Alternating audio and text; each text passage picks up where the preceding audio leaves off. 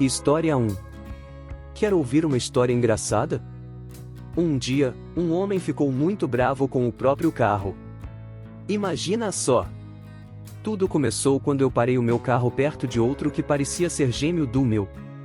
Eram da mesma marca, um Subaru, tinham o mesmo modelo, o Outback, eram da mesma cor, um verde meio sujo, e provavelmente eram do mesmo ano, embora eu não seja um especialista nisso. Eles eram muito parecidos. Sabe, às vezes, quando as portas dos carros batem uma na outra, ficam com uma pequena marca. A do meu carro tinha uma dessas marcas. Eu não sabia de onde ela tinha vindo, mas não fiquei chateado. Coisas assim acontecem. Um dia, enquanto eu saía de uma loja com um carrinho cheio de compras, vi um homem indo na mesma direção que eu. Pensei em elogiar o carro dele, porque era igual ao meu. Mas não tive a chance.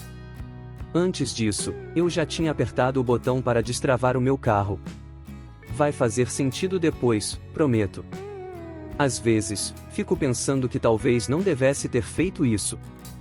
Assim, o homem não teria ficado chateado.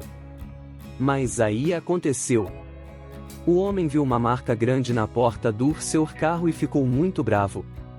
Para ser justo, a marca era feia. A tinta tinha saído e parecia uma colher dentro de uma tigela pequena. Ele começou a gritar coisas como "isso é um absurdo, e esse carro é novinho em folha". Acho que ele até olhou para o vidro, esperando encontrar um bilhete, mas tudo aconteceu tão rápido que é possível que eu esteja inventando esses detalhes. Eu fiquei um pouco mais devagar porque é desconfortável estar perto de pessoas muito zangadas. E, para ser sincero, eu estava bem confuso. Por um momento, até esqueci qual carro era o meu. Não fazia sentido ele estar tão bravo com o meu carro. Mas então eu me lembrei. Ele tinha feito o mesmo engano que eu. Então, fiz o que qualquer um faria, gritei "Ei, está tudo bem. Esse é o meu carro". Mas, surpreendentemente, isso não ajudou. O homem achou que eu queria dizer "essa é a porta do meu carro que bateu na sua". Isso deixou ainda mais bravo. Ele abriu a porta do meu carro, aqui tinha marca grande, e bateu no carro dele com ela. Foi forte. Eu gritei "pare com isso", mas só o deixou mais chateado. Ele disse coisas como "você não gosta disso? Então, calha a boca". Eu tentei explicar, mas não é fácil quando alguém está muito bravo. Ele até tentou chutar o carro, mas não tinha espaço suficiente. Foi mais engraçado do que assustador. Eu queria ser um herói forte e valente, mas não sou. Então, fui embora. Sinto um pouco de pena por não ter visto a cara dele quando percebeu que estava batendo no próprio carro. Deve ter sido uma surpresa enorme. E ele foi embora na direção oposta, então não pude ver o estrago. Toda essa confusão durou apenas 5 minutos, no máximo. Talvez até menos. E, no final das contas, o meu carro só perdeu um pouco de tinta. Mas o dele, coitado, ficou bem pior. História 2. Você pediu para a gente respeitar a sua reserva? Claro. Há alguns anos, trabalhei em uma loja de aluguel de carros em uma cidade pequena na Alemanha. A loja era como um lugar onde as pessoas podiam pegar carros emprestados por um tempo. Tínhamos 2 lugares onde as pessoas podiam pegar carros. Um ficava numa área mais afastada e era bem grande, tinha muitos lugares para estacionar os carros. O outro era bem pequenininho e ficava perto da estação de trem. Lá, só tinha espaço para 4 carros na frente da lojinha, mas lá no fundo da estação, tínhamos espaço para 6 carros. Às vezes, usávamos esses lugares sem pagar, mas não contei para ninguém. A lojinha perto da estação de trem era bem importante porque assim que as pessoas chegavam de trem, podiam pegar um carro. Os 2 lugares trabalhavam juntos e até compartilhavam uma lista de carros no computador. Nós precisávamos mover os carros de um lugar para o outro quando era preciso. Os clientes que vinham de trem tinham um jeito especial de fazer as coisas. Eles pegavam um carro na segunda-feira, usavam ele para ir aos lugares que precisavam durante a semana e depois, na sexta-feira, devolviam o carro para pegar o trem de novo. Uma semana, começamos a ver que ia dar problema. Um problema no computador que marcava as reservas e alguns carros que resolveram não voltar para a loja, nos deixou com 60 carros a menos na segunda-feira na loja da estação de trem. Olha, isso até que não seria tão ruim em uma segunda-feira. O grande problema foi que no total, estávamos com 15 carros a menos. Como éramos uma lojinha pequena e só representávamos a empresa de aluguel de carros, não tínhamos como conseguir mais carros de lugares maiores. Então, começamos a ligar para os clientes para dizer que talvez não teríamos carros suficientes para todos e se podiam esperar um pouco ou até cancelar a reserva. Alguns clientes entenderam, outros insistiram em ter um carro e muitos nem atendiam o telefone quando a gente ligava. Na sexta-feira, minha chefe me pediu para trabalhar na lojinha da estação de trem na segunda-feira. Ela sabia que a colega que normalmente trabalhava lá ficaria muito chateada se os clientes começassem a gritar. Eu sabia que ia ser um dia difícil, mas como minha chefe ia estar na loja principal de manhã cedo, achamos que poderíamos dar um jeito nisso.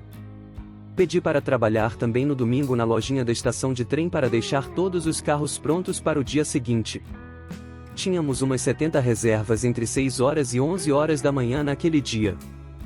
Então, trabalhei no domingo, deixei tudo arrumado e fui para casa. Na segunda-feira, abrimos às 6 horas da manhã. Eu cheguei às 5h30 como sempre e já tinha uma pequena fila de pessoas esperando na porta. Expliquei para eles que a lojinha só ia abrir às 6 horas e eles entenderam.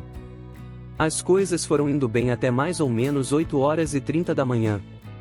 Todos os carros que tínhamos tinham sido alugados e a loja principal mandava alguns carros de lá para cá, mas parou de mandar. Mantive minha chefe informada sobre todas as reservas e quais carros eu precisava, mas aí ela me ligou e disse que também estava sem carros. Alguns tinham que ficar na oficina para consertar ou ainda não tinham voltado de onde foram. Eu sabia que dali para frente ia ser complicado. Comecei a explicar para os clientes que a gente não ia conseguir ter carros para todos.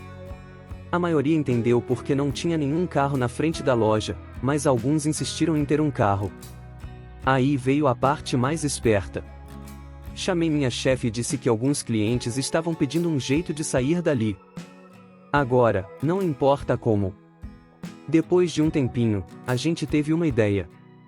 Não tínhamos mais carros, mas tínhamos um monte de furgões grandes de mudança, parecidos com vans, que a gente não costumava usar.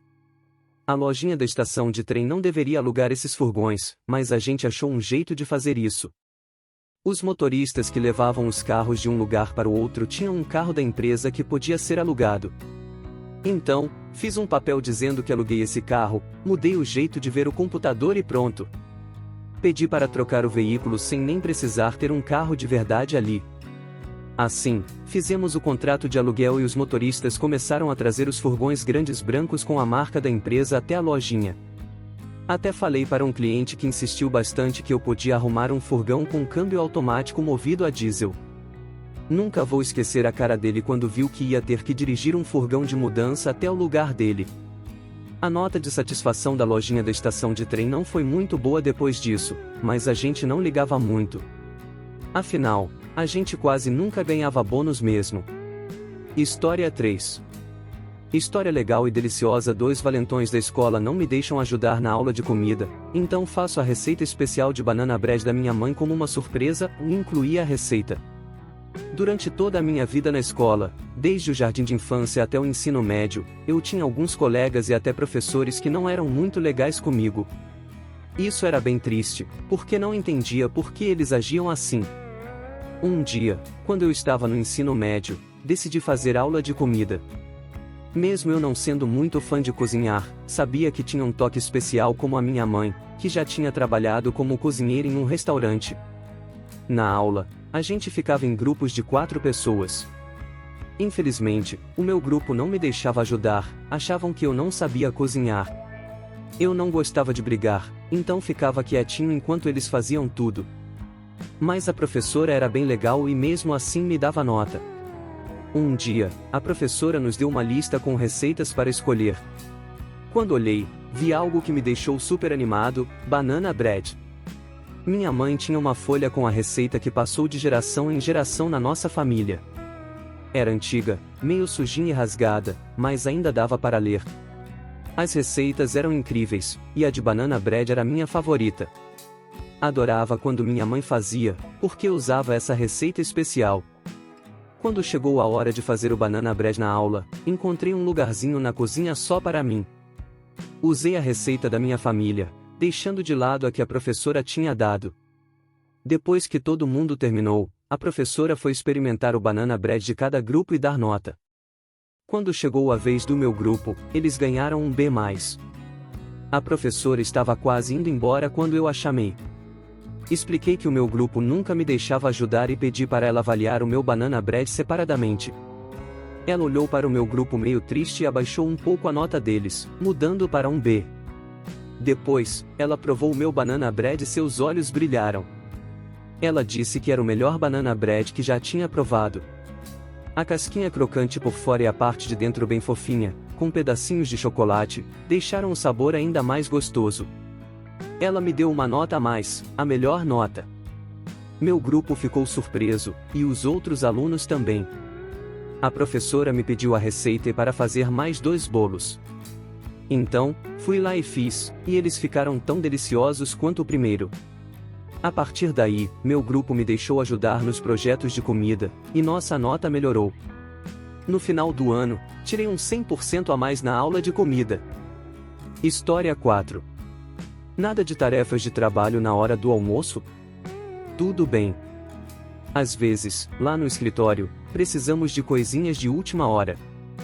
Quando isso acontece, eu dou uma corridinha para pegar o que falta enquanto já estou fora almoçando. Só que isso não faz parte do que eu deveria fazer no meu trabalho, nem de ninguém lá. Lá na sede, tem alguém que compra coisas de escritório todo o tempo. Isso resolve a maioria das coisas que a gente precisa todo dia. Eu trabalho lá há um tempão e decidi fazer esses pedidos especiais por conta própria. Sabe por quê? Porque sou o único na nossa unidade que tem um cartão da empresa. Eu só estava tentando ajudar, entende? Uma vez precisei encomendar um tipo especial de papel, então tive que ir até a loja de material de escritório. Isso levou mais ou menos 1 hora. Mas olha, eu faço isso há anos e nunca foi um problema. Todo mundo sempre gostou do que eu fiz. Quando voltei para o escritório, o meu chefe me chamou para falar sobre o meu almoço demorado. Contei para ele onde fui e até mostrei o papel do que comprei. Mas para minha surpresa, ele ainda ficou chateado. Ele disse: todas as coisas de escritório têm que ser pedidas lá na sede. E também falou que eu não podia mais usar o cartão da empresa sem pedir a ele primeiro. Foi aí que começou a confusão. Quando os meus colegas me pediam coisas, eu dizia para eles falarem com a galera da sede. Sabe, muitos dos pedidos eram coisas bem específicas do nosso departamento, e só eu sabia direitinho o que precisava. Por isso, os pedidos às vezes ficavam meio bagunçados e demoravam muito mais do que deviam, mesmo quando eram coisas que a gente precisava bem rápido. Aí, algumas pessoas que ganham muito mais dinheiro do que eu ficaram ocupadas cuidando desses pedidos. E uns projetos importantes tiveram que ficar parados até os materiais especiais chegarem. E teve vezes também que a gente recebia coisas que não eram bem o que a gente tinha pedido, e isso só fazia as coisas demorarem ainda mais. Os meus colegas estão começando a ficar bem cansados e bravos com tudo isso. Eu poderia resolver esses problemas bem fácil, mas me disseram para não fazer mais isso. Então, é isso que estou fazendo. Acho que logo meu chefe vai perceber que talvez não tenha sido uma boa ideia essa regra nova, porque a galera vai começar a falar mais alto sobre isso. Mas sabe, no fim das contas, isso não é bem o meu trabalho. Eu só estava tentando ajudar. Tenho certeza de que os adultos lá na sede vão conseguir dar um jeito nisso.